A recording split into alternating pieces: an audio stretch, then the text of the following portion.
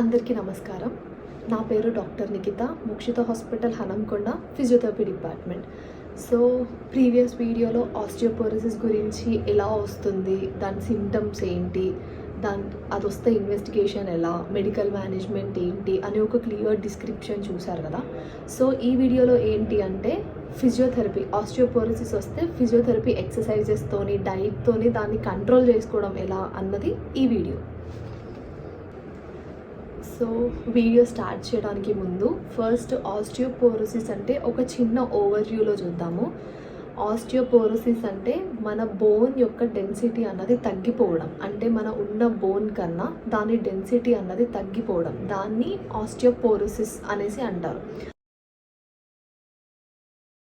ఈ ఆస్టియోపోరోసిస్లో మనం మెయిన్గా వెయిట్ బేరింగ్ ఎక్సర్సైజెస్ ఎక్కువ చేయాలి. వెయిట్ బేరింగ్ ఎక్సర్సైజ్ అంటే వాకింగ్ అనేది చాలా మేజర్ రోల్ ప్లే చేస్తుంది ఆస్టియోపోరోసిస్లో.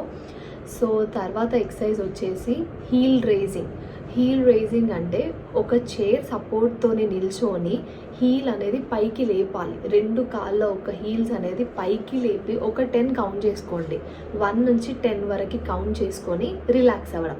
ఇలా ఒక 10 సార్లు చేయాలి. ఒకవేళ మీరు ఏజ్ తక్కువలోనే వచ్చి ఓపిక ఎక్కువ ఉందనుకోండి, ఇంకెక్కువ సార్లు చేసుకున్నా పర్లేదు. కాకపోతే 15 కౌంట్ అన్నది మ్యాక్సిమం 15 టైమ్స్ చేసుకోండి. సో ఫస్ట్ వన్ వచ్చేసి హీల్ రైజెస్. నెక్స్ట్ ఎక్సర్సైజ్ వచ్చేసి వాల్ పుషప్స్ అంటే 2 చేతులు 90 డిగ్రీస్ యాంగులేషన్తోని గోడకు పెట్టాలి. గోడకి పెట్టిన తర్వాత మన బాడీ వెయిట్ అంతా షోల్డర్స్ మీద వేయాలి. యాక్చువల్లీ మనం బోర్లా పడుకొని నేల మీద పుషప్స్ చేస్తాం కదా, సేమ్ ఇది కూడా అలాగే, కాకపోతే ఒక చిన్న ట్విస్ట్తో నిల్చొని గోడకి చేతులు పెట్టి బాడీ వెయిట్ అంతా షోల్డర్స్ మీద, హ్యాండ్స్ మీద పడేటట్టు ముందుకు వెనక్కి పుషప్స్ లాగా చేయాలి. ఇది సెకండ్ ఎక్సర్సైజ్. ఆ తర్వాత నెక్స్ట్ ఎక్సర్సైజ్ వచ్చేసి టో రేజింగ్. ఫస్ట్ మనం హీల్ రేజ్ ఎలా అయితే చేసామో, నిల్చొని చైర్ సపోర్ట్ తీసుకొని హీల్ రేజ్ ఎలా అయితే చేసామో, సేమ్ ఇప్పుడు అదే విధంగా టో రేజ్ చేయాలన్నమాట. సేమ్ టో రేజ్ చేసి ఇఫ్ మీరు వెయిట్ ఆపుకోగలిగితే 10 సెకండ్స్ ఆపండి. ఇఫ్ మీరు వెయిట్ ఆపుకోలేకపోతే వెంటనే 1, 2, 3 అని కౌంట్ చేసుకుంటూ 10 టైమ్స్ చేయొచ్చు. ఇది తర్వాత ఎక్సర్సైజ్. నెక్స్ట్ ఎక్సర్సైజ్ వచ్చేసి సింగిల్ లెగ్ స్టాండింగ్ అంటే హ్యాండ్స్ అనేది చైర్కి సపోర్ట్ తీసుకొని ఒక కాల్ని మాత్రమే పైకి లేపడం, నిల్చొని ఒక కాల్ని మాత్రం పైకి లేపడం. అలా లేపి ఒక 5 కానీ 10 కానీ కౌంట్ చేసుకొని రిలాక్స్ అవ్వడం. దీనివల్ల ఏమవుతుందంటే మనకి ఒక కాలు మీద వెయిట్ అన్నది పడుతుంది.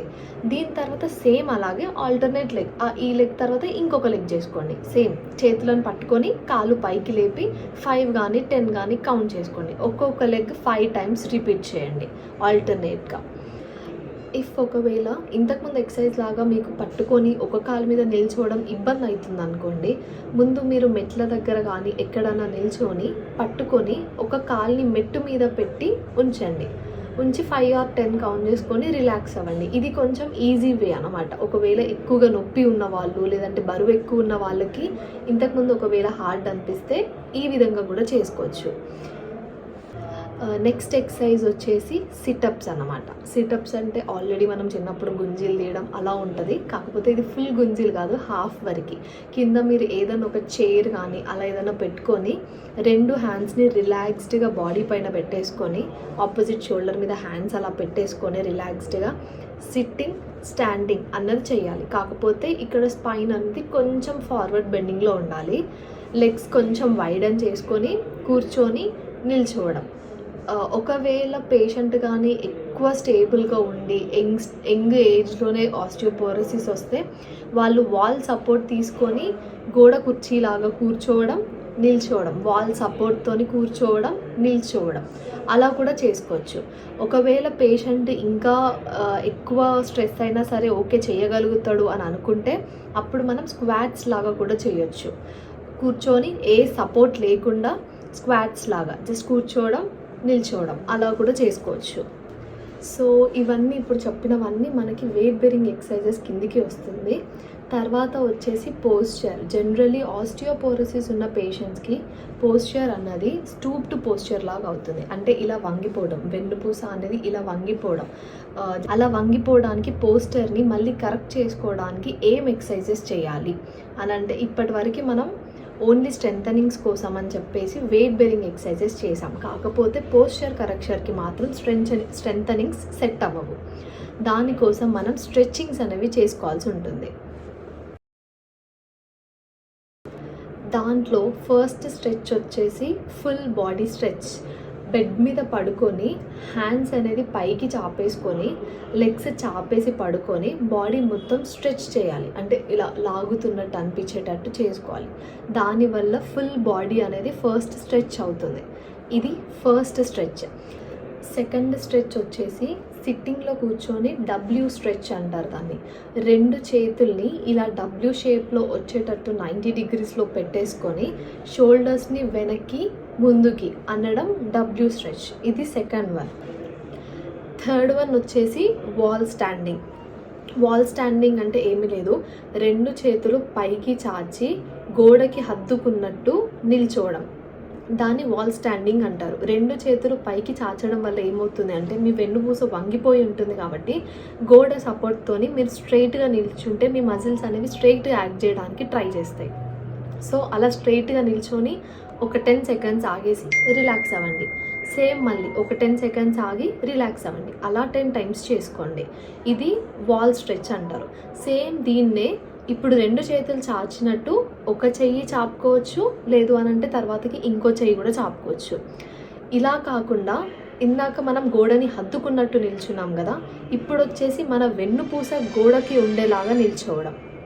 మన వెన్నుపూస గోడకి ఉండేలాగా నిల్చొని 2 చేతులు పైకి చాచుకోవాలి.